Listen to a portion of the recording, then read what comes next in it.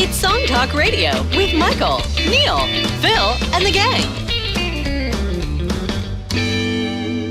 Welcome to Song Talk Radio. This is the show with songwriters talking to other songwriters about the craft of songwriting. We share tips, tools, and techniques, and together we all become better at writing songs. I'm your host, Neil Modi, and with me is one of the action-ready members of the Song Talk Radio action team. We have fantastic Phil Emery. Hello, Neil, and everyone out there. I'm fantastic. You are very fantastic most of the time. And please send your comments and questions to @SongTalkRadio on Twitter, Facebook, or Instagram, or feedback@songtalk.ca, and we'll share your thoughts on the show.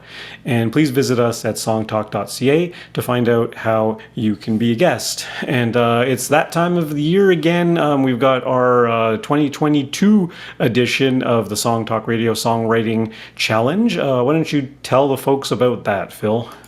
Well, we've tried a few different challenges over the years. So, a song where the chords don't change. But this year we've decided to write from a title, which of course a lot of people do down in Nashville. And it's something I've never done before. And so we asked for suggestions from our wonderful listeners and got a boatload. We chose from all those entries the title, Why Do You Cry? And so take the title and write a song about why do you cry. It could be question mark or I don't know if would you put an exclamation mark at the end of it? I don't know.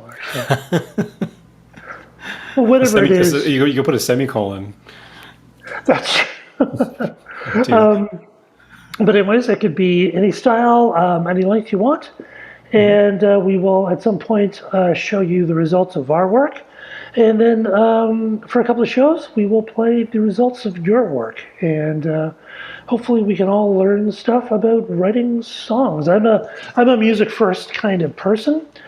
So this will be kind of a different approach for me because I'm actually not starting with any kind of, very often I'll start. I have so many little bits of songs and verses and things. I'll take that and start using it from using that as a basis for one of our challenges. But for this, I'm just going to start off with nothing. So, you're starting with the title. Yeah, but, so that'll be something. And so you're starting with nothing musical, is what you mean. That's true. And at this point, I have the title, and that's about it. So, but I have an excuse because, yes, folks, I still have nothing. Our stuff has not arrived from Toronto. Mm-hmm. We have nothing to sit on apart from an air mattress and a kitchen table and chairs that was left over. So we have nothing. So yeah. Well, how about you, Neil? I mean, Phil, it's a perfect excuse for you to write the entire lyric and sing it a cappella. True. And then when you get your stuff, you can attach music to it because you got a pen and paper. That's a good point, actually. Yeah, I should start trying to do that. It's like we always say on the show, like limitations are good things. It forces you to be creative in a way that you wouldn't be otherwise. And songwriting challenges are exactly what that is. That is and very true. Maybe this is the first time you write the lyric first, and it may just very well work out for you. Well, that's a good point. Yeah, I need to get on top of that. And how about you, Neil? Where are you in this process? Well, so before our last Song Talk meetup in January, I had my panic weekend where I was like, okay, I need to write something for the meetup. at least get a draft of this songwriting challenge done, so at least I can share it at the meetup and get some feedback on it. So I did come up with a pretty finished song, at least at that point, and got some good feedback from the meetup. And I felt the message was maybe getting a little bit lost on people, so I did write an additional verse of lyrics, and I got to figure out where that goes. I think it'll probably go after the bridge, and that's pretty much it. I think for me the songwriting process is more or less done. I'm gonna have some fun with arranging instruments on it, and I think that's pretty much it. It may, even after we have our discussion on the show about our answers and other people's answers to the challenge, I may revisit it at some point. But I'm pretty much at a state where I'm happy with it now. Well, that's nice. Yeah. And that is a great thing, about the songwriters meetup is that it's hard to know whether or not people are hearing what you are saying, which is true basically in all aspects of life. But for songwriting, it really does help. And sometimes it's not important. You just want to say what you want to say. People can, take what they want. But if you do want to communicate a specific idea, a songwriters meetup is a great way of testing that, because you don't always know. Especially after writing a song, after you've gone through it so many times, you assume that everybody understands it at the same level that you do. Yeah. And it's always a thing at the meetups. Some people are hesitant about the meetup because it's like, well, this song is my creation and what I say it goes. But at the same time, if you've got, 17 people in the room all telling you your chorus is too long, then maybe it's something you do want to look at objectively, right? Or at least try it, because or at least try. Well, and like we always say, like, that's the great thing about songwriting. You can try it, and if you don't like it, you can always switch it back. Yes, that's or true. Meet somewhere in the middle. That is true. All right, good stuff. Okay, so tonight's show, we're welcoming Brooklyn-based singer-songwriter, guitarist Mike Fuller, and here's a little taste of his song, Miss Wrong.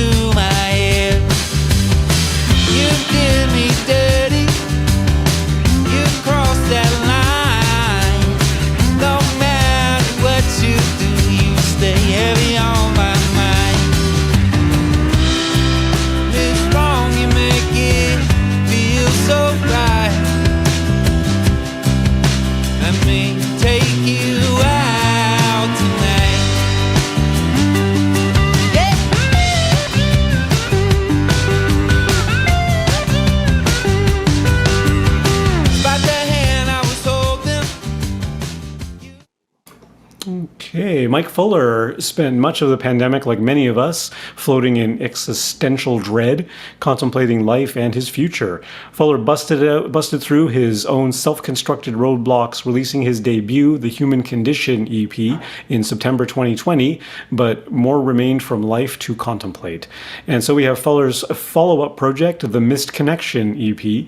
After a few months of recording in Brooklyn in early 2021, Fuller was joined by Jordan Rose on drums and Andy Hess on bass to complete his newest project. If the Human Condition EP debut was a mellow sensory declaration, the Misconnection EP is an emotional breakout. With Rose and Hess, Fuller's brought the attitude and melody of blues rock to the dance floor. This trio of songs shares the explosiveness of sound akin to Gary Clark Jr., John Mayer Trio, and Theo Katzman, but they're all Mike Fuller. Welcome to Song Talk Radio, Mike. Thank you very much for having me, Phil and Neil. It's great to talk with you. Great to have you on the show. So this EP of yours is only 3 songs? It is a 3-song EP. So technically, I'm not sure if it's even an EP, but it's 3 songs. Kind of in the early stages of the pandemic, I was thinking of kind of a follow-up project to my first release. And was just kind of going through the back catalog of some different things that I was looking to release and kind of wasn't sure really what to do with. And I sort of just saw this theme kind of running across these 3 tunes and was like, oh, these are kind of, it was a really interesting process to see some songs that were written like, 5 years apart each.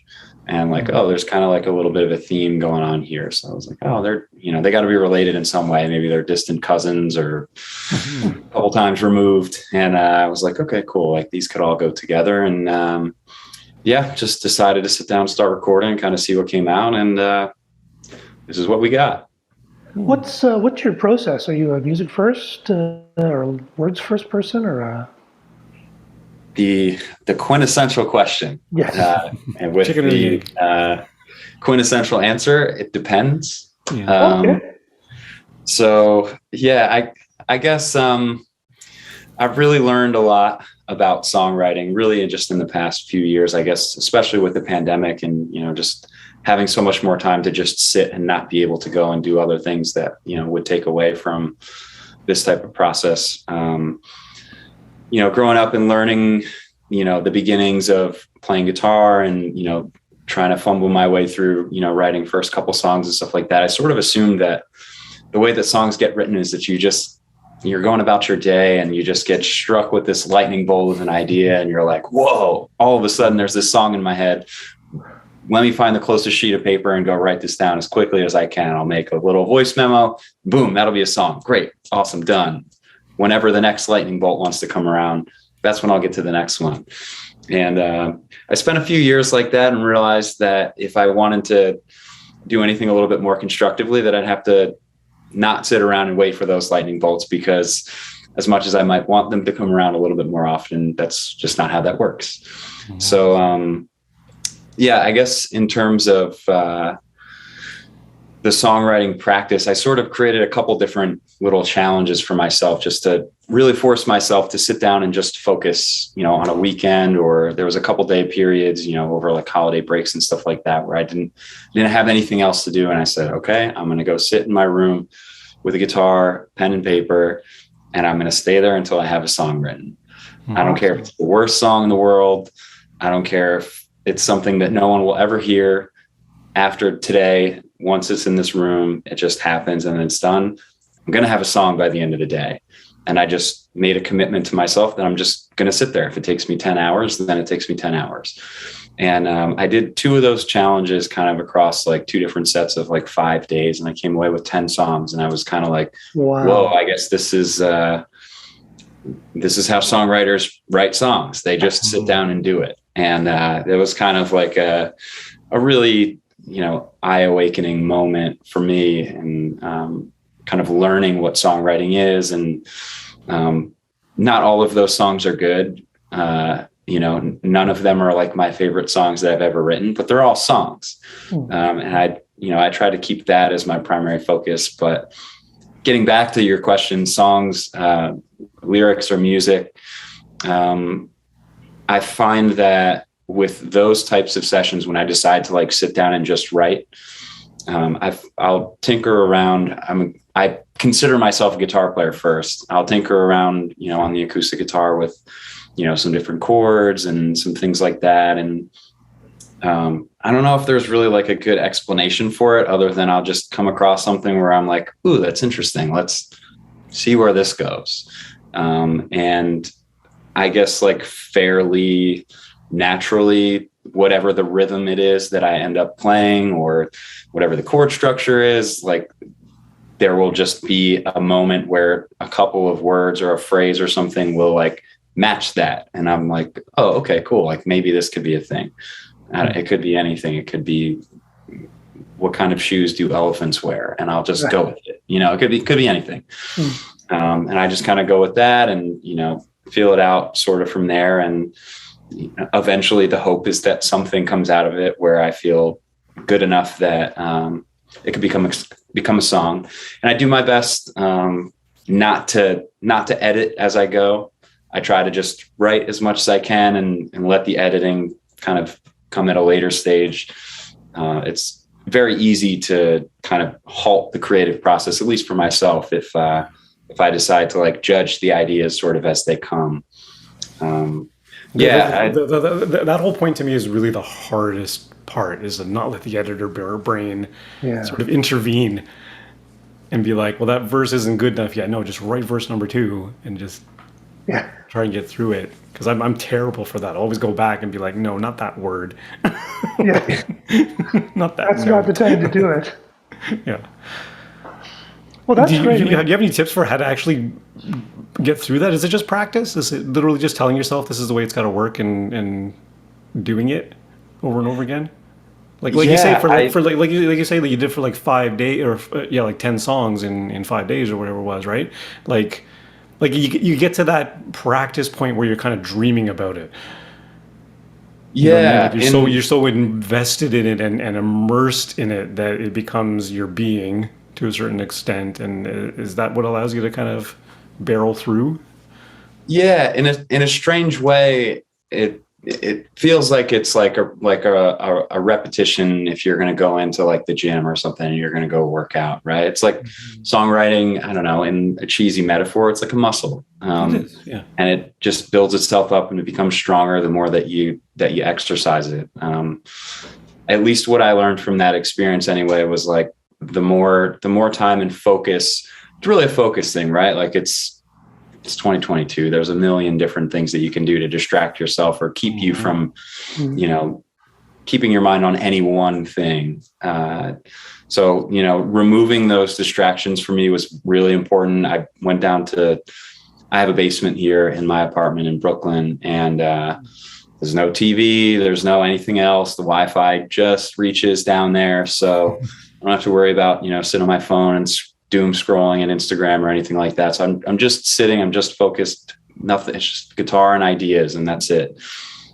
So yeah, I think, I would find like, I tried to keep it very focused to just like that session. And then when I was done with the session, when I had a song, I would stop. I would be finished with music for the day and I would go do other things.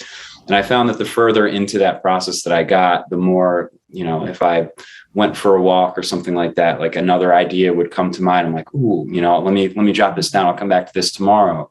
There were a couple of days where I, had started with like an idea that I liked and was able to build songs from that. So yeah, I have to think that on some level, like in a strange way, right? Like the more you do it, the easier it becomes. And, even if you can sit down for 5 or 10 minutes, just to whatever comes out of your brain, just put it down on paper, if for no other reason than to just get it out of your brain and make room for something else to come in. There's always just more room, more opportunity for new ideas to come through and new things to come your way. Yeah. That's certainly true if you ever wake up in the middle of the night and you've got some idea. I had that once where I was really struggling. I had the idea for a song, but I didn't know what the metaphor was, right? And then it was like 3 o'clock in the morning. I woke up, I'm like, oh, that's it.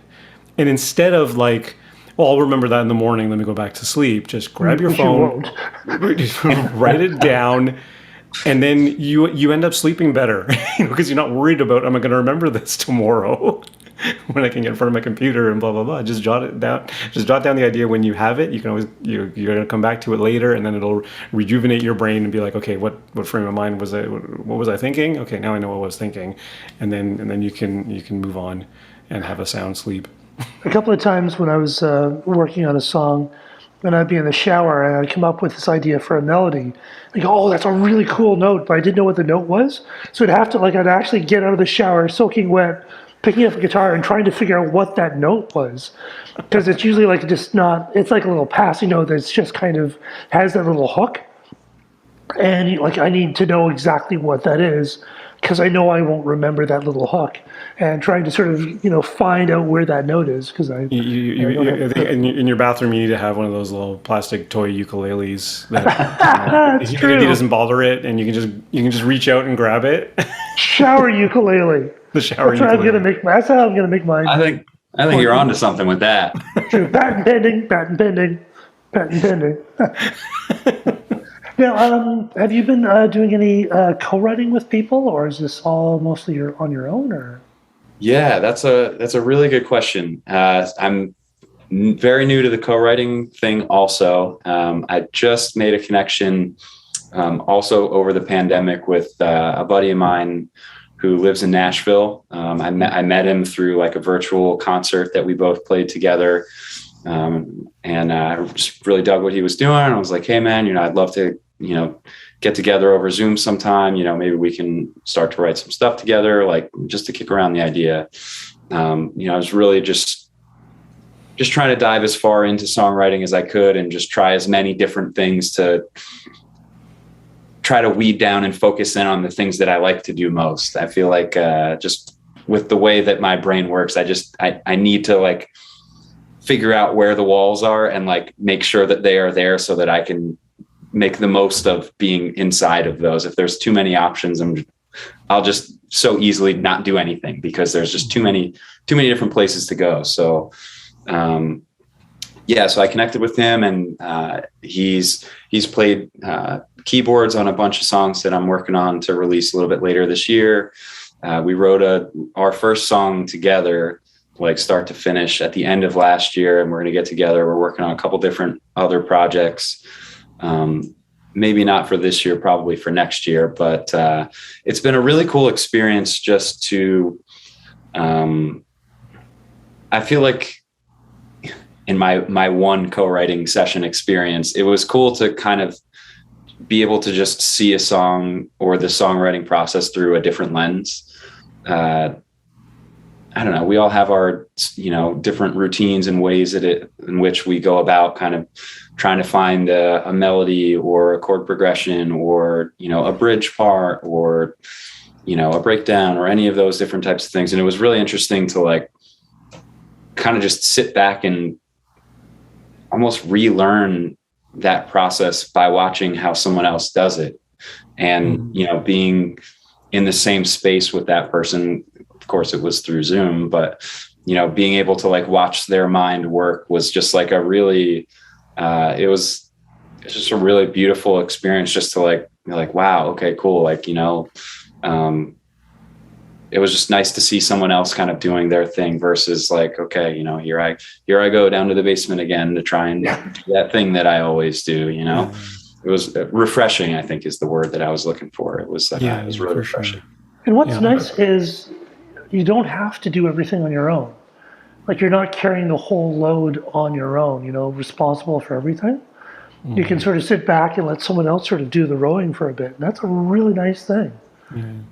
Yeah.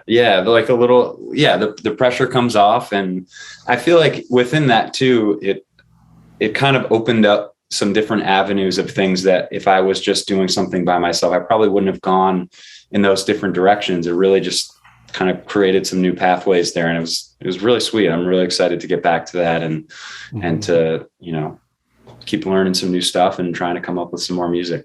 Yeah, absolutely. I mean, I've collaborated some, and I found that like the times where you go into a room or Zoom with literally a blank page and you just try and come up with something it can work. It takes longer, but what I've found more effective actually is if you bring something of an idea to your collaborator. And sometimes it's a draft of a song that is not really working, and okay, let's finish this off together and see what you can bring to it to improve it. Or all I've got is a chorus. What do you think? I've done that before. Where I got this idea for a song. Here's a chorus. Let's get together, and then my co-writing partner, like he pretty much wrote the verses. I wrote a bridge. We kind of mashed it together, and we were done in like an afternoon. That's so great. It's really nice. But I find that if you have some bit of focus on something, it could even just be a guitar lick that's pretty cool, right? And then that gets the ball rolling and inspires something, which of course you can do if you start with a blank page too. You just come up with that little nugget. I always found that, because I've been in bands my whole life, and there was you usually get together and you start playing something, like someone says, let's start playing something, and you play a bunch of songs. But then what happens is the band jams, and that's how you find the band's sound, because that's kind of what the band does naturally. And it's always a fun thing because you come up with a song going, okay, that's what we sound like. That's the... where otherwise I always found it's a little bit forced, especially if you're playing with people who are not studio musicians. Studio musicians can, do whatever you want. But, the average person sort of does what they do. And, that could be a fun thing as well. I did want to ask about one thing. You mentioned that you had an MBA, Master's of Business Administration. Excuse me. And I figured that would be a very useful thing in the music business. Has it? Have you made much use of it up to this point, or? Yeah, that's a really good question. I would say partially from just having gone through the program myself and being able to. I specialized in marketing, so I would hope that some of that stuff kind of comes out one way or another through trying to do little promotions here and there and those kinds of things. But I'm also lucky enough to work full time for TuneCore, who's a digital music distributor. So I just have a wealth of knowledge and working with all of my coworkers and teammates who, are working with artists on a day-to-day basis, doing these same types of things. Do you have a discount code for our listeners? We can definitely figure something out there. Absolutely. So, I feel really lucky to, one, be able to work on things during the day that helps people like myself for what I do after work. But also, I can speak with our director of artist and partner relations and say, hey, I was thinking about this. What do you think about these types of how would this idea play out in a practical sense? Is this a good thing? Is this not a good thing? We have our customer care team who's in touch with artists on a day-to-day basis. And a bunch of my other coworkers are, also artists. So we're kind of, sharing different ideas, different things that we're working on. And there's just, it couldn't be a more perfect place for me to be, both personally and professionally at the moment, where, I'm just surrounded by people who are all kind of moving in that same direction towards just creating things and putting it out into the world. It's, I feel very lucky. Very lucky. Wow. Sounds like an awesome job. Yeah, that's pretty wild. It's really, really fortunate. Yeah. Let's talk a little bit about your song "Ms. Wrong." So this is off your newer EP. That's right. Yeah, it's the first song off of my latest EP, the Misconnection EP. Okay. This is a song that I wrote not too long after I moved back to New Jersey from grad school in Michigan, and sort of at the time I was, trying to get my bearings set of being back in a place that I grew up in, but also lots of folks and things that I was used to weren't there anymore. And I was trying to, feel out what I was going to sort of do with my life at that point. I had just finished as much schooling as I was willing to put myself through and didn't really have like a next thing that I wanted to do just yet. So I was trying a little bit of this, a little bit of that. And I wasn't finding a lot of things that I felt were right for me, but I was finding a lot of things that I didn't like. And, through some, relationships or things that may have become relationships, I was just finding that I wasn't finding what I was looking for, and sort of helped inspire this song to a large degree. I had just, met a bunch of people that I had a good time with at the time, but knew that there wasn't really a whole lot more to it than that it wasn't going to be, a good fit for myself for whatever it is that we were working on. And this song kind of came from that. Do you remember the process of writing it? Was it one of those bolts of lightnings or? A little bit. Yeah. The chorus line, and the melody that went along with that was one of those lightning bolt kind of things. I think I was just driving somewhere, and I looked back at the voice memo that I had from that, because I was like, "Ooh, I got to remember that." So I busted out the phone, sang it into the phone real quick, and was like, "I got to come back to that one." And so I had that moment. I worked on it for a little while. I got 2/3 of the way done with it or so, and I kind of noticed myself starting to get a little discouraged with it. I sort of felt that if it was a song worth finishing, it kind of would have finished itself at this point.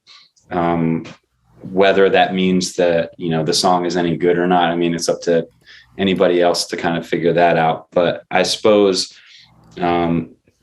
being so early in the songwriting process for myself and kind of learning how that stuff worked, the whole song wasn't one of those lightning bolt moments, right? So I was really struggling with just my own personal self-confidence in my writing abilities, and trying to decide at that time, I really was judging it kind of line by line, almost word by word at that point. And it made the process difficult, but I guess I got lucky in that I was stubborn enough to just continue through and get as far as I could with it, which is the song that you hear now. What was the recording? Did you do a lot of rearrangements for the recording, or was it pretty well done? Yeah, honestly, not a ton. So when I finished the song, I wrote it in 2013 or 2014 or something like that, and I kind of scratched it out in a demo, just acoustic guitar and vocal, and I had like the different parts of the song, like the like the verse, chorus, like all that kind of stuff. And like the instrumental breaks and all those kinds of things, those were kind of all built in. But I got to give credit to Jordan Rose, the drummer who played on the project.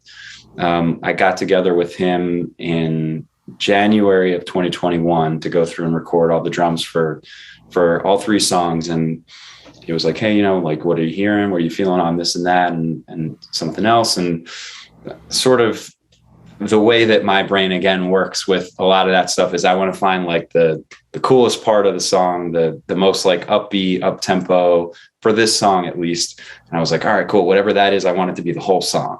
Mm-hmm. And like, just throw dynamics out the window. I'm like, hey, this part feels really good. Like, why not have 3.5 minutes of that? Mm-hmm. And in working with, someone as talented and who's a professional full-time musician like Jordan, I kicked a couple ideas back and forth with him, and he was like, oh, why don't we, he dialed in the 16th note hi-hat thing right away for the verse and stuff. I was like, oh man, this is great. Like 3.5 minutes of that's going to be awesome. And he was like, oh, why don't we kick around like a halftime feel for the chorus, kind of get like a little, we'll change it up a little bit and we'll get some dynamics in there. I was like, all right, cool. Like, and he went through and did it like the very first time. And I was like, whoa, like this is what it's like when you work with somebody who really knows what they're doing. It was very humbling and inspiring at the same time, watching somebody go through and like really put their fingerprints on somebody else's work like that. And I owe him and Andy both a lot of credit. The song in my brain sounded nowhere near as good as what I feel like the recording came out to be. So major props to those guys for that.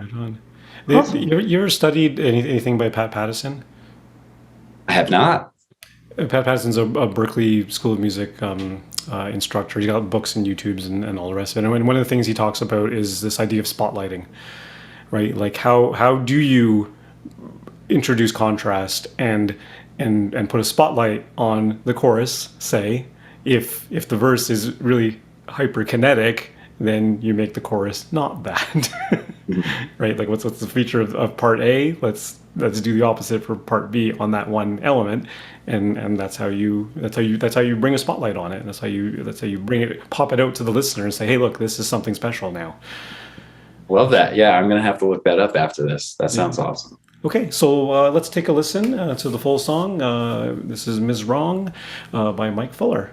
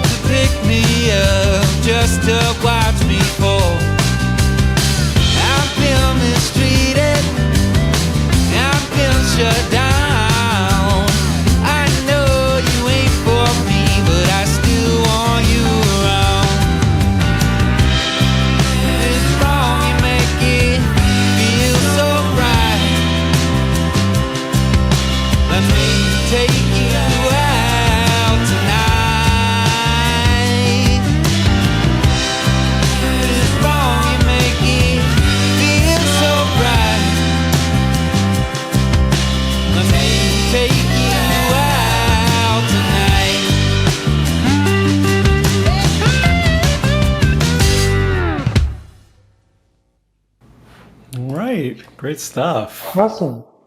Is wrong. So, what do you think, Phil? Yeah, no, it was a great song. I was, the first time I listened to it, it's, for one thing, there's a lot of people, well, I guess there's always fashions, there's always styles, and there's a lot of songwriters are doing the kind of R&B sort of boom, boom, click, that kind of stuff. And it was nice to hear something that wasn't that. I mean, it was country rock in the true sense. It wasn't like country, but it wasn't like modern country, which, we can have a discussion with perhaps offline sometime. But it had that kind of, early Eagles feel. And I love the fact it started off with a guitar hook. But what's interesting is it wasn't very long. I think it was like 4 bars or something, if that, the guitar hook. But it was nice to actually have a song with a guitar hook. But everyone these days is so worried about getting, everyone into the song that like nobody wants intros anymore. And it's nice to actually have an intro again, even though it was really just 4, like in the old days, this would have been 8 bars because they would need, time to talk over it. But so I thought that was really cool. And the chorus was so neat because it was unexpected, as you mentioned. And then it was so short. Like I remember sort of, and it was just kind of back in the verse, and it was really like, wow, that was a great chorus. But even though you repeated, it was kind of neat. And the bridge, really, really nice chord changes on the bridge. Like it wasn't just like 2 chords or something. Can you talk about the bridge a bit? Yeah, I had kind of just been tinkering around with like, I'm guitar first, I guess, songwriter in that sense. My musical journey, at least from this perspective, is as a guitar player, kind of with songwriting coming after that. So I was like trying to find a way to sort of bridge the gap between the chorus and the second chorus and the third verse. And the natural inclination, I guess, from kind of like where I was coming from was like, oh, cool. Like, let's just do like a ripping guitar solo and, do that whole thing. And I was like, well, maybe there's something else here. Maybe we can bring in a different element to this. Maybe we can keep the kind of the chorus vibe going. And I sort of figured out, I guess, what the slide guitar part was going to do, sort of like on the fly almost, I guess, when I was sort of sitting down trying to figure out, what else can I add to the song? So it's not just acoustic guitar with drums and bass and that kind of thing. And I don't know, I kind of just was like, I found a line that I liked and was like, I'm feeling rather experimental that day. And I was like, ooh, I wonder if I can harmonize this. This is something that I've never done before. And so I just gave it a shot, and it took a couple tries to get it where they really line up, well enough at least. And I kind of enjoyed it. I feel like thinking about it now, maybe the goal of that part was to kind of have the slide guitar from that part sort of speak back to the guitar, the slide guitar from the intro, the guitar hook, as what you were mentioning. Maybe that was like the call and response to that piece of it. But I think that's kind of where I was coming at from that one. It changes key though, I think, doesn't it? I'm not sure. I don't think so. I think it is it on the is it on the chorus chords? No, you're right. So the progression changes. Yeah. So I throw in like an E minor and like a B flat versus where the chorus is like C to D to G. Right. You're borrowing a few chords here and there. Yeah. A couple little tweaks just so that it's, I don't know. It's not a modulation as such. Yeah.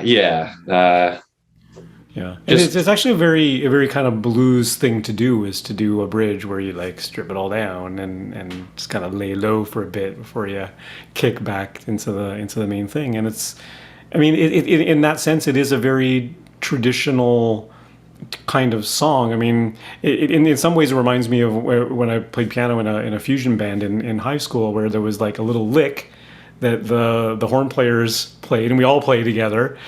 And then you kind of vamp on it and solo over it, right? Because that guitar lick that keeps on coming back, you keep returning back to that bass, like that's your kind of your anchor, right? And the verse kind of takes off in its own little thing, and you come back to the guitar lick, and the chorus does its own thing. You come back to the guitar lick, you keep on coming back to just sort of do a variation on that whole thing. In the bridge is very cool. The thing I really dig about this song is like you were saying before, like the movement in the verse is really, really cool. Like there's an enormous amount of syncopation in the melody. The melody is almost all offbeat, da, da, da, da, da, da, kind of thing, right? Like it's a very offbeat thing, and then the chorus drops in, and it's more it's more like on the beat and kind of mellows out, right? So you're talking about those, the ways to contrast the sections. Like there's a really, really strong contrast with the rhythm of the melody, the lengths of the notes, the halftime feel. Into the chorus, and it's actually really cool that the chorus is short, because that other part with the guitar lick and the rhythmic franticness of the verse, you want to get back to that because it's so much fun. Yeah, but you were talking about how your drummer producer was kind of would encourage you to do that with the chorus, because you could imagine if it was 3.5 minutes of the bump bump bump bump bump bump, it would get a little relentless. Right, you do need those choruses to just give you a bit of a breath, and then you're back into it. Yeah, I feel like I'm with you. I feel like I must have subconsciously just purposely made the chorus short so I could get back to the verse feel. Yeah, yeah. More of that. Yeah. The staccato chords before the last verse was a really nice touch. It's like one of that sort of really impressed me. There's certain levels of professionalism you can hear in some people's songs, and that was one of the ones that kind of made me go, like, it seemed like that kind of things that like the classic songs of that are in our brain sort of have. It only happened once in the song, but it really kind of set it up. It was a nice way to bridge this, the kind of darker tones of the bridge, instrumental to the verse. It was a really ingenious little addition. I think, even though it's like just 8 bars, I think it works really well. Thank you so much. Yeah, I can't really explain that one. I'm just lucky that the idea struck when it did, and yeah. But the seeds were there in the song, and that helps a lot, because when you're a lot of the time you kind of lean on production as like, well, we need something to change here, even though the song doesn't really change, and you add up instruments, or you throw a wall of guitars at it, or something like that, right? But I think here the bones of the song were there, to sort of, so the production actually supports that as opposed to the other way around, if that makes sense. Yeah.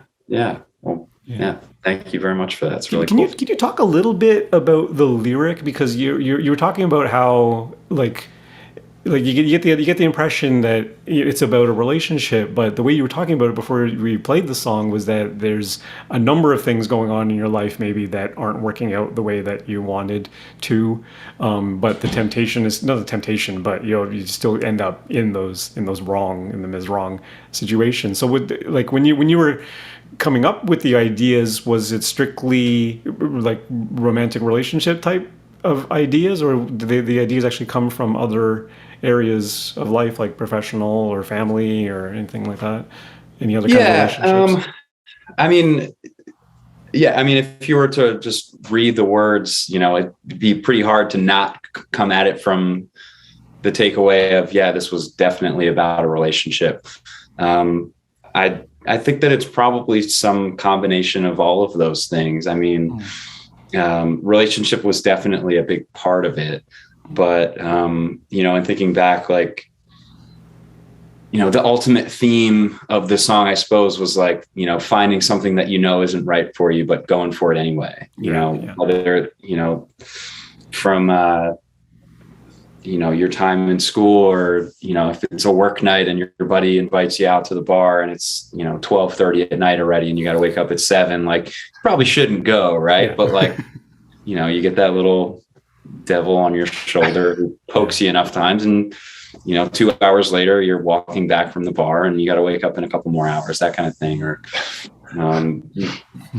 stuff like that. Or even it makes me think of like Thanksgiving dinner when you're more than full and you've loosened up your belt a couple times and but there's still more apple pie that you haven't finished yet, so you're like, all right, well, I guess we're going to do this anyway.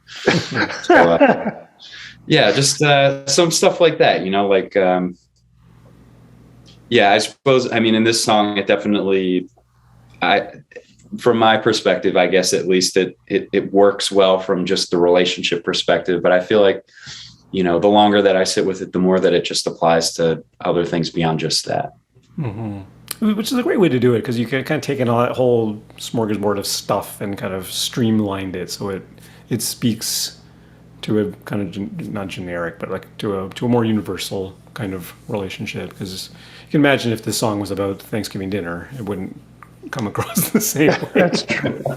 Challenge accepted. All right. A whole different with song. A Thanksgiving dinner song. Yeah, I said that to someone the other day. We still need more songs about food.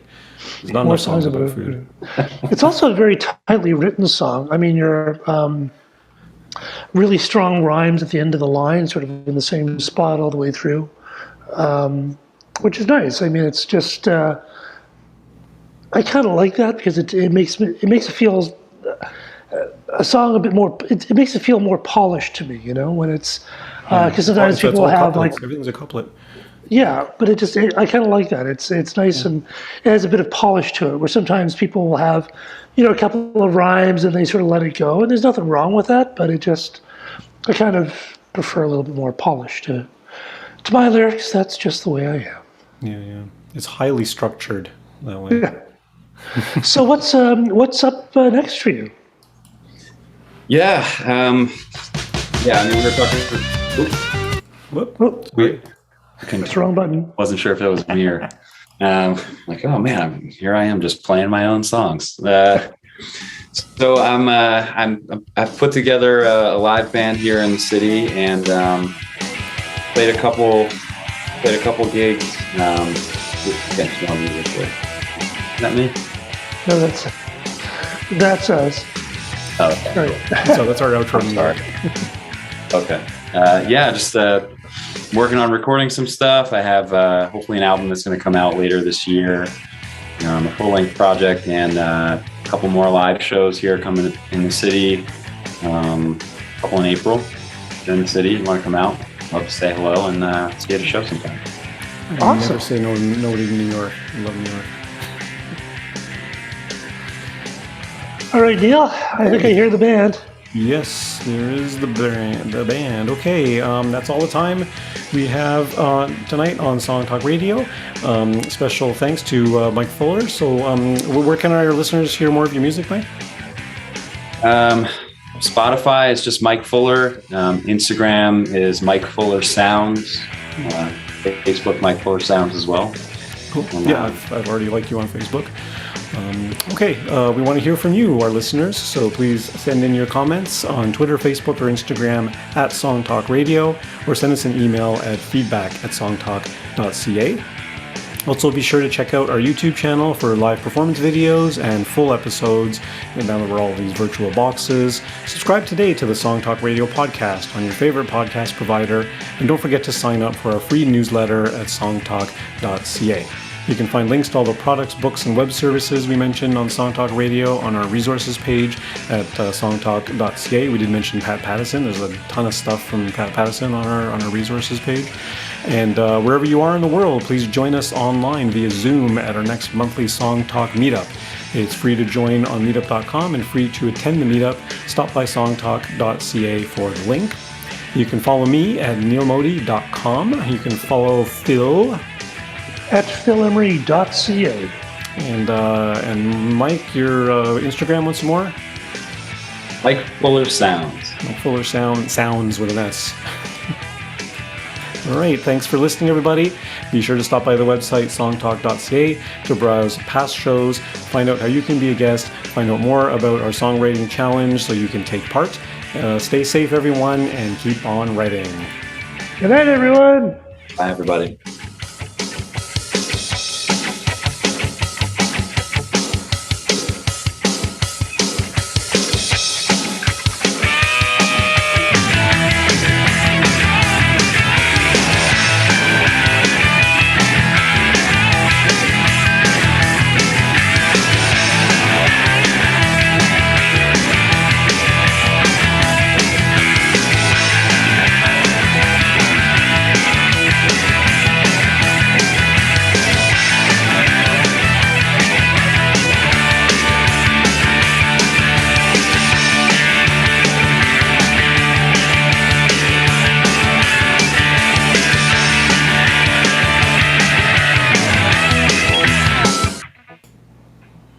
That was great, man. Great stuff.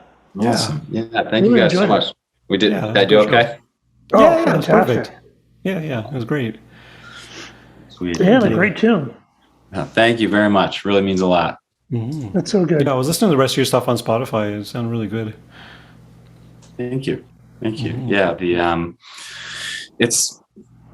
I guess I wanted to come up with some stuff that would be fun to play live, hoping eventually that one day we'd get to the place where we could put a band together and do it all. And lo and behold, here we are. Have you ever played at Smoke? Smoke? No, not yet. In Harlem. Okay. One time I was I'll have to there. look that up. I've heard about this place. It's supposed to be like a really classic blues bar. And the food was outstanding. The music was amazing. I forget what artist it was, but it was just like this really vibey, cool, bluesy place. Oh, that's awesome. Yeah, I got to check that out. That definitely feels like it's right up my alley. Yeah, it sounded like it definitely would be up your right up your alley. I thought it was like world famous, but maybe I don't know. I had heard of it. I don't know how I heard of it when I went to New York, but yeah. That's awesome. All right. Well, thanks very much. And hope we can get you back on sometime. I would love that. Yeah, thank you again for having me, guys. This was really cool. And thank you for the feedback too. It's cool to hear positive things from people who are exposing themselves to a lot of new music. So you would have a good idea if something was not very good or if it is good. So any feedback at all is good feedback as far as I'm concerned. I was just trying to be nice. Actually, I thought your song was terrible. Terrible. It sounded like someone was beating cats. No, I liked it. It sounded like a classic. Yeah. It has that sort of feel to it. It's. I'm a piano player, but I love the guitar licks. Like I do miss that. Yeah. In Canada, we have the Sheepdogs from Saskatchewan, and they play dueling guitars all the time in their songs, and it's great because you don't hear that anymore. Yeah, that's so funny. I saw them at Bonnaroo in like 2012 or something like that. Before they were big? Before they were big? I'm not sure. But they had like I don't know, like an album or two or something like that. How long was one of the tunes? Oh yeah. And I was like, whoa, I got to go see these guys. They just happened to be there, and it was like the shortest 45 minutes of my life to that point. I was just like, whoa, these guys are good. We saw them we saw them live in a brewery in downtown Toronto. We were like literally like 2 feet away from them. It was so cram packed in there. This was like five years ago, maybe. It was so wicked. They were like right there. Yeah. Tiny little space. But awesome. Things go through fashions, and I think, like everyone's really into the hip hop inspired stuff, which is cool. I mean, I love hip hop myself, but it's been going on for decades. And it's even got into the country stuff, which is okay. But I think hopefully eventually people will come back and go, hey, guitar hooks, they're a good thing. It'd be nice to have that back again. But Well, Yeah, it'll be like the bell-bottom jeans. It'll come back around. That's true. not the bell bottom. We can do without the bell bottoms. We can do the music without the bell bottoms. We don't need the bell bottoms. All right. Awesome. Well, lads, thanks so much for all this. Yeah. Very good fun. Thank you guys again. This was really cool. Yeah, we'll let you know when the show is published so you can share it with all your peeps. Yes, please do. Would love to do that. Yeah, and certainly let us know when your new album drops. We'd love to have you back on the show. Absolutely. Yeah. If all goes well, closer to the end of the year this year, but Yeah, which works. anything's possible. Who knows? That's true. Could be 5 years from now at this point. Who knows? Better get it done right than get it done fast, right? That's true. Yeah, absolutely. Well, cheers, guys. Yeah, thanks again. Yeah, very nice to meet you, Mike. Likewise. Yeah. And looking forward to hearing the episode and talk to you guys soon.